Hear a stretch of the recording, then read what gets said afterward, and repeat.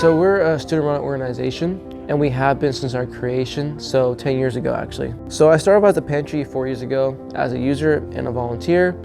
So that's always been my thing, struggling to eat. And so I was always just trying to figure out ways to get further involved in my community.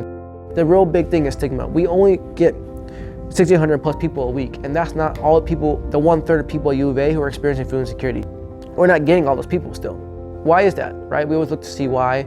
Is it because the space isn't comfortable enough? Is it because they don't know about it still, right? Is it because they're afraid the stigma's too great behind it?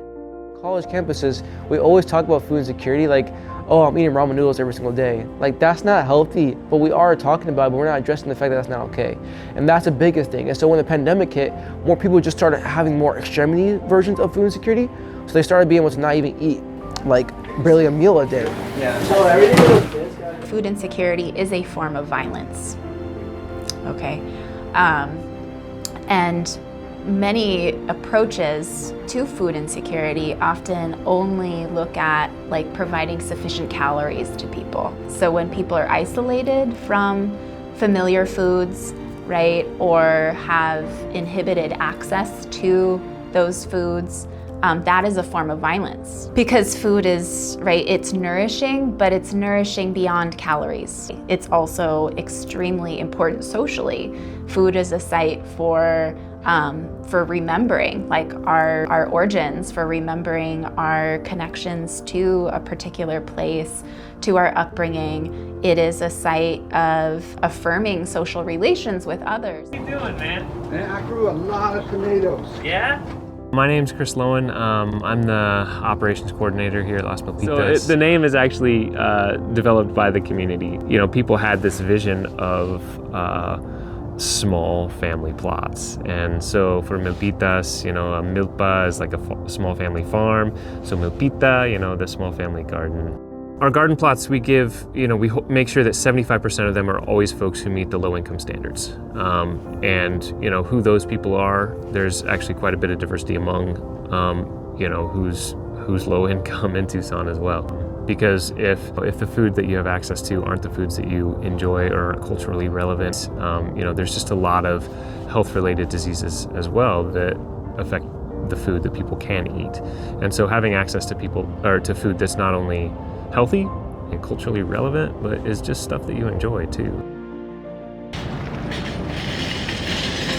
So we serve everyone here at the Community Food Bank, no matter how much money you make or no matter what color your skin is.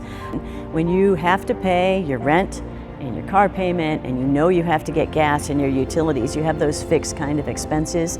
And then food becomes this other category that is just kind of vague and, well, you know, I'm gonna get through the month. And when we look at the health of the people that we serve, we know that more than half are dealing with a diet-related disease, directly coming from just what we talked about, not knowing where that food is coming from and just trying to make that dollar stretch. So very important to us to make sure that that healthy food and nutritious food is provided. What we are working on all the time is offering choice to the people that we serve. That when you can grow your own food, you take a certain amount of control over what you're eating, and what you are eating fresh from the garden is often just as healthy and nutritious as you can get. Good. This garden's been here for 25 years. It's part of the Community Food Bank of Southern Arizona.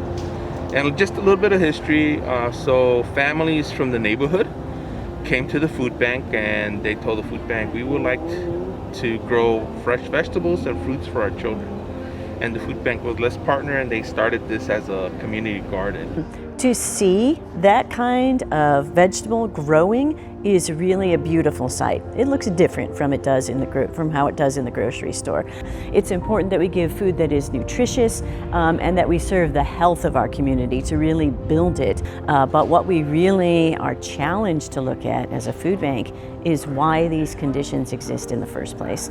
And so sometimes when we begin to work on that, maybe that is not always something that everyone agrees with. Food apartheid is actually sort of like the preferred terminology among those that are doing this type of food justice, social justice work, because it emphasizes that that these environments are actually very much intentional. They are by design. Depriving people of basic resources is the result of decades of urban planning that disenfranchise the poor, that disenfranchise communities of color. Many others who have like a commitment to social justice, to advancing the struggles of people who have been marginalized in a number of ways. We want to have a more comprehensive and holistic understanding of food insecurity. Yeah, like our universities need to be better with it. Ours still does too as well. Like there's still a lot of room for improvement.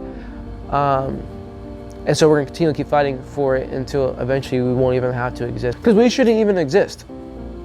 If we're being real here, like at the end of the day, like our needs should be met. We pay too much money to come to a university for our needs not to be met. You know, I wouldn't be here in a position to graduate if it wasn't for the pantry. If I'm being completely honest.